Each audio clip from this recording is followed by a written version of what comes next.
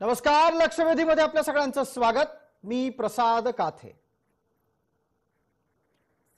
महाराष्ट्रात चमत्कार घडावा अशी एक घटना समोर आलेली आहे आणि ही घटना तसं पाहायला गेलं तर चटकन विश्वास न ठेवावा अशी आहे। पण आता काय, राजकारण्यांनी ठरवलंय कदाचित ही घटना सत्य असू शकते। विषय काय आहे हे आपल्याला लक्षात आलं असेल। माझ्या मागे असलेल्या स्क्रीनवर त्याचा सूतोवाच केलं गेलेलं आहे।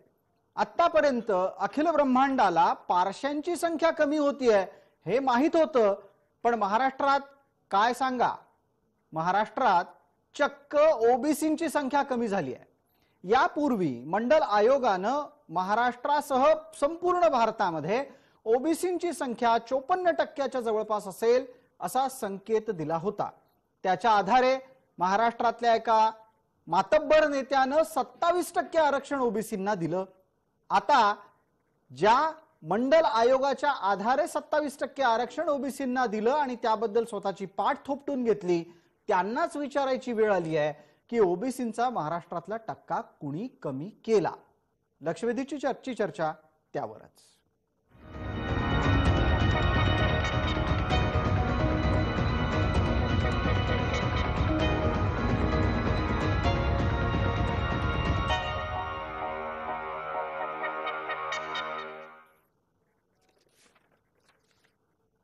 या चर्चेमध्ये आपल्या सोबत सहभागी होणाऱ्या मान्यवरांचा आपल्याला मी पटकन परिचय करून देतो। आपल्या सोबत आरक्षण अभ्यासक हरिभाऊ राठोड आहेत, ज्यांच्या याचिकेमुळे संपूर्ण देशभरामध्ये ओबीसींच्या राजकीय अस्तित्वाच्या निमित्तानं पुनर्व्याख्येची सुरुवात झाली।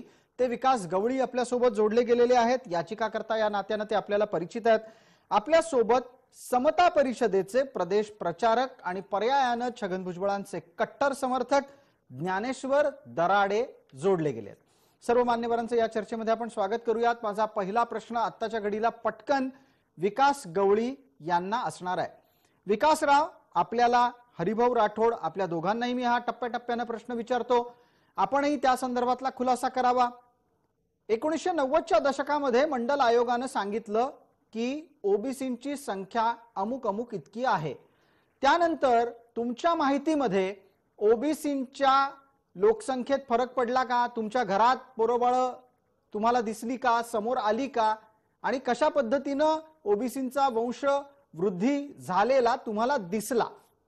तुम्हाला आजूबाजूला काय जाणवलं की तुमच्या भावाला 2 मुलं झाली, तुम्हाला 2 झाली, संख्या वाढली की नाही वाढली? सर्वप्रथम मी आपल्याला मनापासून धन्यवाद देतो की गेल्या 4 मार्च पासून तर आजपर्यंत ओबीसीच्या प्रश्नावर आपण सातत्यानं वेळोवेळी आवाज उठवण्याचं आणि या महाराष्ट्रातल्या जनतेपर्यंत ओबीसीचा विषय नेण्याचं खूप मोठं कार्य आपल्या माध्यमातून होते। आपला जो प्रश्न या ठिकाणी केला त्या अगोदर मी एक गोष्ट आपल्याला या ठिकाणी सांगू इच्छितो जी। मंडल आयोगाच्या शिफारशीच्या अगोदर 1931 साली जो इंग्रजांच्या काळामध्ये संसेक झाला होता त्यामध्ये ओबीसींची संख्या ही 57% दाखवली होती।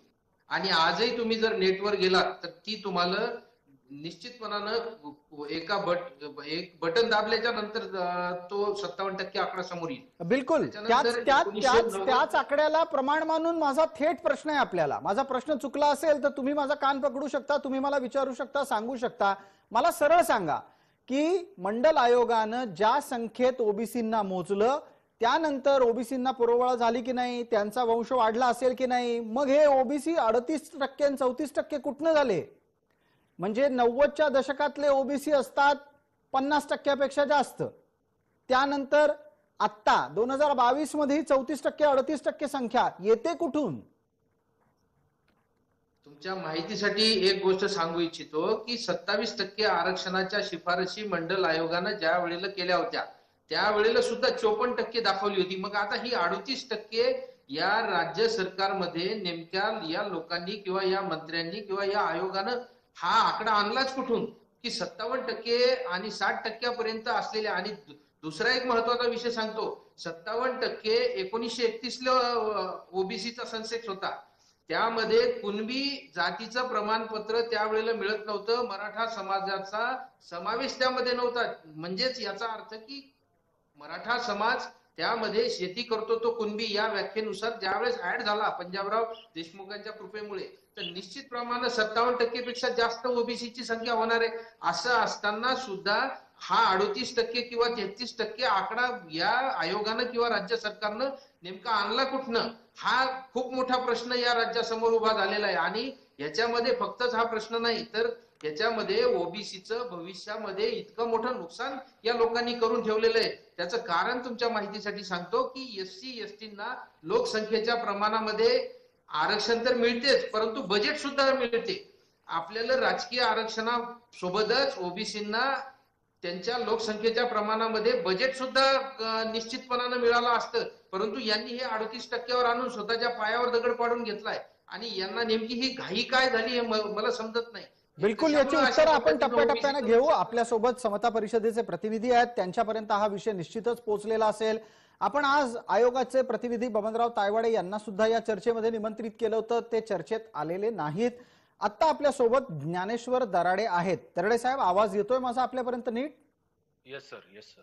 आपण यावर उत्तर द्यावं की ओबीसींची संख्या जेवढी मंडल आयोगाच्या मध्ये नोंदवली गेली, सांगितली गेली, त्यापेक्षा गेल्या जवळपास 30 वर्षात कमी कशी झाली? मूळतः असं आहे की आपण या ठिकाणी एकीकडे याचिका दाखल करायची, ओबीसी आरक्षणाला एका बाजूने विरोध करायचा, केंद्र सरकारने या ठिकाणी डेटा स्वतःकडे असताना देखील आणि देवेंद्र फडणवीसांनी मागणी केल्यानंतर सुद्धा तो दिला नाही. नंतर त्यात त्रुटी असल्याचं सांगितलं. त्याच्यानंतर आता डेटाच नाही असं म्हणत आहेत. आज जो राज्य शासनाने मागासवर्गीय आयोगाच्या माध्यमातून जो डेटा सादर केला, तो डेटा आजच्या स्थितीमध्ये जी आकडेवारी आजपर्यंतच्या जनगणनेनुसार आणि विविध स्रोतातून उपलब्ध झालेली आहे त्याच्यानुसार दिली आहे. मूळतः ओबीसी समाज हा 50% पेक्षा जास्तच आहे, पण त्यासाठी आपल्याला एम्पिरिकल डेटा जमा करावा लागणार आहे. त्यासाठी ओबीसींची स्वतंत्र जनगणना झाली पाहिजे, ही समता परिषदेची मागणी आहे आणि तीच या सरकारची देखील भूमिका आहे. मात्र आता मला सांगा, आपण इथे एक अत्यंत महत्वाचा उल्लेख मांडलात आणि तुम्ही असं सांगू इच्छित आहात की ओबीसींची जनगणना झाली पाहिजे, ओबीसींची खरी आकडेवारी किती आहे हे समोर आलं पाहिजे. अहो, मग ह्यातलं काहीच केलं नाही ना आयोगानं आपल्याकडून त्यांच्याकडे आलेला एक अहवाल प्रमाण मानून ओबीसींची संख्या 34 ते 38% दरम्यान आहे एवढं सांगून टाकलं. ही घाई का करायची गरज आहे? मी आपणास सांगू इच्छितो की 2021 ची केंद्र सरकारची जी जनगणना आहे, ही जनगणना केंद्र सरकारने केली का तर नाही. याचं कारण कोविडच्या काळामध्ये जी परिस्थिती निर्माण झाली त्याच्यामध्ये डेटा कलेक्ट करणं शक्य नव्हतं. जी ट्रिपल टेस्ट या ठिकाणी सुप्रीम कोर्टाने सांगितली आहे की तुम्हाला समर्पित आयोगाची स्थापना करायची आहे, ती स्थापना राज्य सरकारने केलेली आहे. त्याच्यानंतर 50%च्या पुढे आरक्षण नको. बिलकुल, आपण बोला. आपला संपर्क बाधित होतोय ज्ञानेश्वर दराडे, आपला संपर्क अचानक बाधित झालाय. त्या निमित्तानं पुढे जाऊयात. आपल्यासोबत हरिभाऊ राठोड आहेत. हरिभाऊ, ज्या पद्धतीनं आता ज्ञानेश्वर दराडे सांगत होते की जो प्राप्त डेटा उपलब्ध आहे त्या आधारे ही माहिती देण्यात आलेली आहे, हा एक प्रकारे आधीच्या पेक्षा ओबीसींची लोकसंख्या महाराष्ट्रात कमी झाली हे सांगण्याचा प्रयत्न आहे का? हा प्रयत्न का होतोय आणि हा कोणाच्या खांद्यावर बंदूक ठेवून कोण करताय? प्रसादजी, अत्यंत जड अंतकरणाने आता चर्चा करावी लागत आहे. जी, आम्ही ठरवलं होतं की जेव्हा मार्ग आपला मोकळा होत आहे, जेव्हा सर्वोच्च न्यायालयाच्या निर्णयाप्रमाणे मागासवर्गीय आयोगाला बराच काही अधिकार दिलेला होता, त्यांना काही शिफारशी करायला सांगितलं होतं, हा जो डाटा त्यांना मिळाला तो त्याचं अवलोकन करून हा डाटा कितपत खरा आहे की खोटा आहे हे बघून त्यांना हे करायला पाहिजे होतं. याच्यामध्ये खरं म्हणजे माननीय भुजबळ साहेबांची चूक ही झालेली आहे, ते शासनाच्या वतीने बोलतात म्हणजे ते शासन करतेच आहेत. सध्या ओबीसीचे नेते आहेत, आमचे फार मोठे नेते आहेत, त्यांच्या विरोधात जाऊन बोलायचं म्हणजे आम्हाला जड अंतकरणाने बोलावं लागतं. काय गरज होती की हे किती टक्के आहे, 32% आहे की 36% आहे की 38% आहे सांगण्याची त्याची गरजच नव्हती.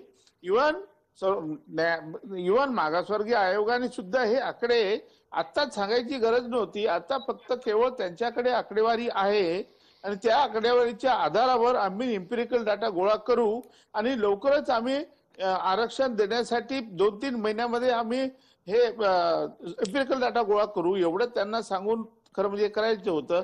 आता काय झालं की ज्या ओबीसीचे आकडेवारी आम्ही नेहमी 52%, 54% सांगत होतो, आता तुम्ही समाज माध्यमामध्ये 32% आणि 38% टाकली, ही चर्चा होत राहणार. याचा अर्थ काय? याचा अर्थ तुम्ही सांगितलं त्याप्रमाणे ओबीसीची जनसंख्या कमी दाखवायचा हा प्रयत्न आहे का? याच्यामागे आणखी काही काळबेर आहे का? हा प्रश्न उपस्थित झालाय. ओबीसीची जनसंख्या कमी होण्याचं कारण काय होतं हे न समजण्याच्या पलीकडे आहे. ज्ञानेश्वरजी, आपण तरी आमचं मार्गदर्शन करा या ठिकाणी. सर हे आकडेवारी. हा, बोला सर. मुळात या ठिकाणी आता राज्यभरामध्ये स्थानिक स्वराज्य संस्थांच्या निवडणुका होत आहेत. काही ठिकाणच्या नगरपंचायतीच्या झाल्या, त्यामध्ये ओबीसी जो घटक आहे त्या घटकाला संधी मिळाली नाही. आता राज्यभर महानगरपालिका, नगरपालिका, पंचायत समित्या, जिल्हा परिषदा याच्या निवडणुका आहेत. जर आज मितीला मागासवर्ग आयोगाने जर स्टँड घेतला नसता आणि पुढे जो निकाल याच्यामध्ये येणार आहे त्या निकालामध्ये जर न्याय मिळाला तर या राज्यातील ओबीसी समाजाला या पंचवार्षिक मध्ये अन्याय होणार नाही, यासाठी हा संघर्ष चालू आहे. आणि मग आता दराडे साहेब फार बरं झालं. मी तुमचं कौतुक करतो या मुद्द्याच्यासाठी की तुम्ही खरं काय ते आता सांगून टाकलं, तुमच्या मनात काही ठेवलं नाही. आता माझा पुढचा प्रश्न आहे तुम्हाला. तुम्ही असं म्हणालात निवडणुका येऊ घातलेल्या आहेत, आधीच्या झालेल्या निवडणुकांमध्ये ओबीसींना त्यांचं राजकीय अस्तित्व अनुभवता आलं नाही. मग आता ओबीसींना राजकीय दृष्ट्या निवडणुकीच्या प्रक्रियेत ठेवण्याच्या साठी एक कुठला तरी आकडा चिकटवायचा म्हणून चिकटवून टाकलाय का? आणि भविष्यात एकदा या निवडणुका काढून घ्यायच्या, बघा आम्ही तुम्हाला दिलं की नाही आरक्षण असं सांगायचं, आणि नंतर ओबीसींची खरी लोकसंख्या किती याचं भिजत घोंगडं पडू द्यायचं. बरोबर दराडेजी? जर समजा असा आकडा चिटकवायचा असता तर तो 54% चिटकावला असता. मागासवर्गीय आयोगाने त्यामागे काहीतरी सायंटिफिक स्टडी केलेला असेल, काहीतरी बाबी मांडलेल्या असतील. आणि मागासवर्गीय आयोग ही एक स्वायत्त संस्था आहे. त्यामुळे आणि जरी आज आपण 27% आरक्षण असलं तरी नंदुरबार मध्ये लोकसंख्येनुसार आपल्याला ओबीसी समाजाला 0 जागा मिळतात, ज्या ज्या ठिकाणी लोकसंख्येच्या प्रमाणानुसार मिळतात. त्यामुळे हा संघर्ष जो आहे हा समता परिषद लढणार आहे. आणि येत्या काळामध्ये ओबीसी समाजाच्या जनगणनेसाठी सुद्धा आम्ही जे आजपर्यंत संघर्ष करत आलेलो आहोत तो करणार आहे. त्यामुळे ओबीसी समाजाची दिशाभूल करून आपण येऊ घातलेल्या काळामध्ये, ज्ञानेश्वर दराडे, आपण असं म्हणता आहात की आपण येऊ घातलेल्या काळामध्ये या संघर्षाच्या निमित्तानं अधिक सक्रिय राहाल. मला तुमच्यातलाच वक्तव्यातला एक धागा पकडायचा आहे पटकन. त्या निमित्तानं हरिभाऊ राठोड यांना बोलतं करतो. हरिभाऊ, मुद्दा असा आहे, समता परिषदेचा तर्क काय आहे की त्यांच्याकडे असलेल्या माहितीच्या आधारे समता परिषदेने ही माहिती दिली, कारण येऊ घातलेल्या निवडणुकांमध्ये ओबीसींचं राजकीय अस्तित्व टिकलं पाहिजे. मला हरिभाऊ तुम्ही सांगा आणि त्याचबरोबर महाराष्ट्रालाही सांगा की कुठला डेटा गेलाय आयोगाकडे. माझ्या माहितीप्रमाणे आयोगाला तो डेटा दिला गेला जो मराठा आरक्षणाच्यासाठी तयार झाला होता. अगदी बरोबर. नाही, असंच झालंय. आणि जो एज्युकेशन कडनं जो डेटा आलाय त्या सगळ्यामध्ये ओबीसीच्या फिगर आहेत. याच्यात भटक्या विमुक्तांचे कुठे आहेत? आणि भटक्या विमुक्तांना स्थानिक स्वराज्य संस्थांमध्ये ओबीसी म्हणून ट्रीट केलेला आहे. आणि मंडल आयोगामध्ये भटक्या विमुक्त आणि ओबीसी याची टोटल 54% आहे. त्यामुळे आपण ती जर मान्य भुजबळ साहेबांनी भटक्या विमुक्तांची 25%, 22 ते 25% आहे ती मिळून जर सांगितलं असतं तर तो फिगर गेला असता 57 ते 60%. त्याच्यामुळे ही गफलत जी होत आहे तर भटक्या विमुक्तांना जो ओबीसीचा ट्रीटमेंट मिळतो, म्हणजे ओबीसी म्हणूनच त्यांना देतात. केंद्राने सुद्धा ओबीसी मानलाय त्यांना, मंडल आयोगाने सुद्धा ओबीसी मानलाय. मग तुम्ही भटक्या विमुक्तांना वगळून जे फिगर पुढे आणलेला आहे, ज्ञानेश्वरजी तुम्हाला हे माहित आहे का की भटक्या विमुक्तांची लोकसंख्या 25% आहे? हे माहित आहे का तुम्हाला? मग माहित असेल तर मुळात मी या ठिकाणी हे सूचित करू इच्छितो की आपण जो भुजबळ साहेबांना बदनाम करण्याचा प्रयत्न करत आहात, माझी विनंती आहे की मागासवर्गीय आयोग ही एक स्वायत्त संस्था आहे. आणि नाही, हॅलो, ते चुकी मागासवर्गीय आयोग असो की कोणी असो, तुम्ही चुकीची माहिती जर समाज माध्यमामध्ये आणली तर ते आम्ही सहन करणार नाही. भुजबळ साहेबांचा बदनाम दराडे करण्याचा बोलत पुढे प्रश्न असताना आलाय. एक मिनिट हरिभाऊ एकाच सेकंदासाठी थांबा. एका गोष्टीचा खुलासा करणं गरजेचं आहे, अन्यथा गैरसमज पसरतील. दराडेंचं इंटरनेटचं कनेक्शन वारंवार खराब होतंय, त्यामुळे ते बोलता बोलता थांबतायत. त्यांचा आक्षेप असा आहे की ह्या सगळ्या प्रकरणातून छगन भुजबळ यांची बदनामी होती आहे. विकास गवळी, हेतू तसा आहे का? पहिला मुद्दा.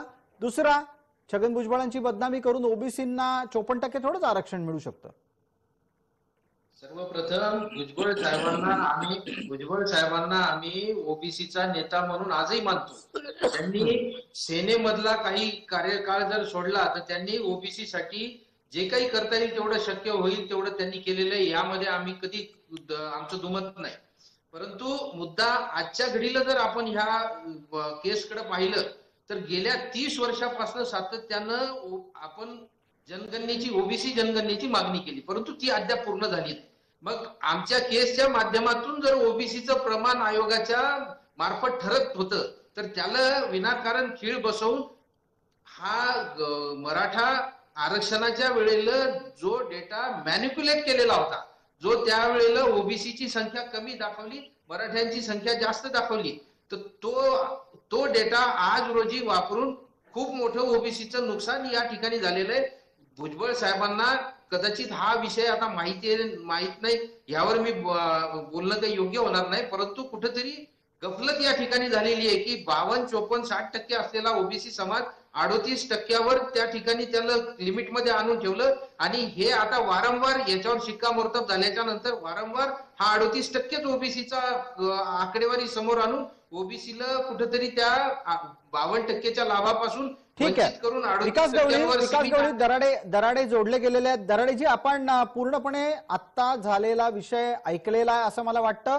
मगाशी आपण बोलता बोलता थांबलात कारण आपलं इंटरनेटचं कनेक्शन तुटलं होतं. आपण आपलं म्हणणं मांडा. आणि दुसरा मुद्दा त्याच्या अनुषंगाने येणार आहे की जो डेटा आयोगाला दिला गेला, तुमच्या लेखी आयोग स्वायत्त आहे, ठीक आहे, पण दिलेली माहितीच जर समजा सदोष असेल, ज्याच्यावर विकास गवळींचा आक्षेप आहे, तर सदोष माहितीच्या आधारे सदोष आकलन येणार. हॅलो जी दराडेजी, आपल्याला प्रश्न विचारला, आपण उत्तर देणार आहात. हॅलो, मला तुमचा आवाज येत नव्हता. बर, आता मी प्रश्न परत विचारायचा आहे का आपल्याला? आवाज येत नव्हता. हॅलो दराडेजी, मी परत आपल्याला प्रश्न विचारायचा आहे का? माझा प्रश्नच आपल्यापर्यंत पोहोचला नाहीये. आत्ताही आपल्याला आवाज येतोय का नाही? येस, येतोय सर, आता बोला. जी, आपण आपलं मगाशी म्हणणं मांडत होता ते सांगा. सर, मुळात परिस्थिती अशी आहे की आपण जे आरक्षणाचे रक्षण करते आहेत त्यांच्यावरती आपण आरोप करत आहोत. माझी भूमिका ही आहे की केंद्र सरकारकडे जर ओबीसीच्या संदर्भातला डेटा आहे आणि तो जर केंद्र सरकारने सुप्रीम कोर्टात सादर केला असता तर देशभरातील ओबीसी समाजाच्या बाबतीत हा प्रश्न निर्माण झाला नसता. मात्र जिथे खऱ्या अर्थाने मेक आहे त्याच्यावरती या ठिकाणी जे अभ्यासक आहेत ती चर्चा करायला तयार नाही. मला त्यांना विनंती आहे की केंद्र सरकारने जो डेटा दिलेला नाही त्याबाबत आपण आपली भूमिका मांडावी. केंद्र सरकारने हरिभाऊ परत एकदा सांगून टाका. हरिभाऊ, आतापर्यंत किमान 100 वेळा तुम्ही या संदर्भात भूमिका मांडली, आज 101व्यांदा ही तुम्हाला संधी मिळते. बोला, हे जे काही चाललंय ना की केंद्राकडे डेटा आहे, केंद्राने डेटा दिला नाही, याच्यावरचं उत्तर काय? 100 आणि 100 आणि 1% मी आपल्याला सांगू इच्छितो की केंद्र सरकारकडे असा कुठलाही डाटा नाहीये. ही तुम्ही चुकीची माहिती उचलून या ठिकाणी पत्र आहेत राज्य सरकारचा आणि केंद्र सरकारचा पत्र व्यवहार या ठिकाणी आहे. फडणवीस साहेबांनी पत्र लिहिलेली आहेत आणि केंद्राने उत्तर दिलेलं आहे की हा डाटा सदोष आहे. आता परत तुम्ही हे सांगाल तर तुमच्यावर कंटेम्प्ट ऑफ कोर्ट होईल. हे कोर्टामध्ये सगळं सादर झालंय, असं काय करताय तुम्ही? कोर्टामध्ये याबाबतचा जो पत्रव्यवहार आहे त्या पत्रव्यवहाराबाबत मी बोलत आहे. नाही, त्याला काही अर्थ नाही. तुम्ही शांतपणे ऐका. मी काही आमचे दुश्मन नाही आहे, आमचे नेते आहेत भुजबळ साहेब. पण ह्या शासनाच्या वारंवार चुकामुळे हे ओबीसी आरक्षण जाईल अशी परिस्थिती आणू नका. अजूनही काही वेळ गेली नाही. प्रसादजी, प्रसादजी एक मिनिट ऐका. नाही प्रसादजी, एक मिनिट ऐका. आपला विषय काय आहे? विषय काय होता की ओबीसीचं पर्सेंटेज काय आहे, बरोबर? बिलकुल. हा, तर ओबीसीचा पर्सेंटेज काय हे बघत असताना भटक्या विमुक्त आणि ओबीसी मिळून पर्सेंटेज निघतं. इथे काय झालं, जो डाटा मिळालाय त्यांना फक्त ओबीसीचा मिळाला. याने विचारलंही नाही की भटक्या विमुक्त हे आयोगामध्ये चर्चा करायला पाहिजे होती की याच्यामध्ये 25% भटक्या विमुक्त पण आहे. त्यामुळे जर आपण 1 मिनिट माझा ऐका तुम्ही, जर तुम्ही 32% जर म्हणत असाल ओबीसी आहे, त्याच्यामधले 22% जर तुम्ही काढले तर मग 10% ओबीसी आहे. आता हे OBC 22% म्हणजे कोणाला धरायचे आणि कोणाला काढायचे अशा पद्धतीनं तुम्ही सूचित करताय. तुम्ही थोड्या वेळापूर्वी म्हणालात की ओबीसीच्या मध्ये भटक्या विमुक्तांची संख्या मोजली तर ते 50%च्या पुढे जातील. आता या 32%तले 22% वेगळे काढायचे कोण आहेत ते? भटके विमुक्त आहेत, ते भटके विमुक्त आहेत. जर तुम्ही 32% असं पकडत असाल तर 22% भटके विमुक्त क्लिअर सगळ्यांना माहित आहे. मग ते 22% जर कमी केले तर ओबीसी किती राहतात? 10%. म्हणजे नाविक, हाती, वाडी, लोहार, सोनार, सुतार, धोबी, तेली, माळी फक्त 10% आहे, असं त्याचा अर्थ होईल ना. म्हणजे आज 32 ते 38% आलेलं आरक्षण भविष्यात तुम्हाला ही भीती वाटते का की 12 बलुतेदारांच्या नावाखाली फक्त 10-12% करून टाकायचंय? अर्थात ओबीसी तुम्ही आता कॅल्क्युलेशन पर्पज साठी तुम्हाला भटके विमुक्ताला कॅल्क्युलेट करावं लागेल. म्हणून बांधल्या भुजबळाचं साहेबांचं चुकलं, त्यांना परत विचारा की हे जे आकडे आहेत हे भटके विमुक्त मिळून आहे का. त्यांनी सांगितलं भटके विमुक्त मिळून आहे, तर मग बाकी 10% राहिले, तुमचा विषय संपला. याच्यावर पटकन विकास गवळींची प्रतिक्रिया घेऊयात, त्यानंतर ज्ञानेश्वर दराडे यांना संधी मिळेल. विकासराव बोला, आजची सुरुवात 32 ते 38% ओबीसी आहेत सांगण्याची, ही भविष्यात प्रत्यक्षात ओबीसी 10-12%च आहेत म्हणण्याची आहे का? 100% तोच प्रयत्न या ठिकाणी झालेला आहे. हे आता आमच्या नेत्यांच्या लक्षात येत नसेल, त्याला ओबीसीचं दुर्दैव येते. यामध्ये खूप मोठा डाव आहे. हे फक्त आमची याचिका ही फक्त काही राजकीय आरक्षणामध्येच ओबीसीला फायदा देणारी नव्हती. याच्यामध्ये ओबीसीचं जर एकूण लोकसंख्येतलं प्रमाण ऑन रेकॉर्ड आला असतं तर ओबीसींना निश्चितपणानं त्यांच्या लोकसंख्येच्या प्रमाणात बजेट मिळालं असतं. ठीक आहे. आणि निश्चितपणानं एससी एसटीला जसं बजेट मिळते, त्यांची लोकसंख्येची आकडेवारी आहे म्हणून तसं ओबीसींना सुद्धा भविष्यात मिळेल हे कुठेतरी भीती तयार झाली. आणि म्हणून त्यांनी हा जाणीवपूर्वक याच्यामध्ये कार्यक्रम करून 38%वर ओबीसींना आणून ठेवून ओबीसीचं भविष्यात खूप मोठं नुकसान या ठिकाणी केलेलं आहे. ज्ञानेश्वर दराडे उत्तर देतील. ज्ञानेश्वरजी 30 सेकंद आहेत. चर्चेचा कार्यक्रम शेवटच्या टप्प्यापर्यंत पोहोचलाय. जेवढे काही प्रयत्न चाललेले आहेत हे ओबीसी आरक्षणाला प्राप्त करण्यासाठी, पुन्हा एकदा ओबीसीचं राजकीय आरक्षण जे आहे ते मिळवून देण्यासाठी चाललेले आहेत आणि त्याच्या मागे सकारात्मक प्रयत्न आहेत. या मला पटकन एक गोष्ट सांगा, मी मध्ये आपल्याला थांबवतोय, माफ करा. तुम्ही वारंवार असं सांगता आहात ना की तुम्हाला राजकीय आरक्षण टिकवायचंय. हे 32% आणि 38% ओबीसी सांगून किती टक्के आरक्षण मिळवायचं? मूळतः मी आपल्याला याचं आधीच एक्सप्लेनेशन दिलेलं आहे की ओबीसी आयोग ही एक स्वतंत्र स्वायत्त ज्याला आपण संस्था किंवा बॉडी म्हणूया अशी आहे. दराडेची गडबड होतीये. मुळात तो ओबीसी आयोग नाही, तो सर्व मागासवर्गीय समाजाचा आयोग आहे. मला प्रश्नाचं उत्तर पटकन दिलं तर खूप बरं होईल. 32 ते 38% ओबीसी आहेत असं सांगून त्यांना प्रत्यक्षात 16 ते 18%च राजकीय आरक्षणात मिटवून टाकायचंय का? तिथेच मर्यादित करायचंय का? 27% आरक्षणाला कमी करून जर ओबीसींना 16 ते 18% आरक्षण देणार असाल तर वरचे 9 ते 12% आरक्षण कोणाला देणार आहात? अहो, जे लोक आरक्षण परत मिळवण्यासाठी संघर्ष करत आहेत, जे लोक त्याच्यासाठी न्यायालयीन लढाई लढत आहेत, रस्त्यावरती लढाई लढत आहेत, त्या लढाई लढणाऱ्या लोकांवरती जर असे आरोप होत असतील तर मला वाटतं अभ्यासकांनी याच्यावरती पुन्हा एकदा अभ्यास करण्याची गरज आहे. आणि त्या ओबीसी समाजाच्या आरक्षणासाठी समता परिषदेने सातत्याने प्रयत्न केले आणि राज्य सरकार देखील ट्रिपल टेस्ट पूर्ण करण्यासाठी सतत प्रयत्नशील आहे आणि पूर्ण शक्तीनिशी यासाठी प्रयत्न चाललेले आहेत. ठीक आहे, सुप्रीम कोर्टाचे निकाल काय येतात आपण त्यासाठी प्रयत्नशील आहात असं दिसतंय. हरिभाऊ, वेळेची मर्यादा आहे, मला माफ करा, आपल्याला थांबवावं लागतंय कारण आता आपल्याला अधिक बोलता येणार नाही. जाता जाता एका गोष्टीची नोंद करतो, आयोगानं प्रत्यक्षात मागितले पैसे किती आणि दिले किती पैसे याचे तपशील आता सार्वजनिकरित्या उपलब्ध आहेत. त्यामुळे प्रत्यक्षात ट्रिपल टेस्ट होण्याच्यासाठी सरकार किती प्रयत्नशील आहे हे काही लपून राहिलेलं नाही. तुर्तास वेळमर्यादेत लक्षवेधीची ही चर्चा आपण इथंच थांबवतोय. आपण सर्व मान्यवर या चर्चेत सहभागी झालात त्याबद्दल आपले मनपूर्वक आभार. लक्षवेधीमध्ये तुर्तास इतकंच. सर्व प्रेक्षकांना जय महाराष्ट्र.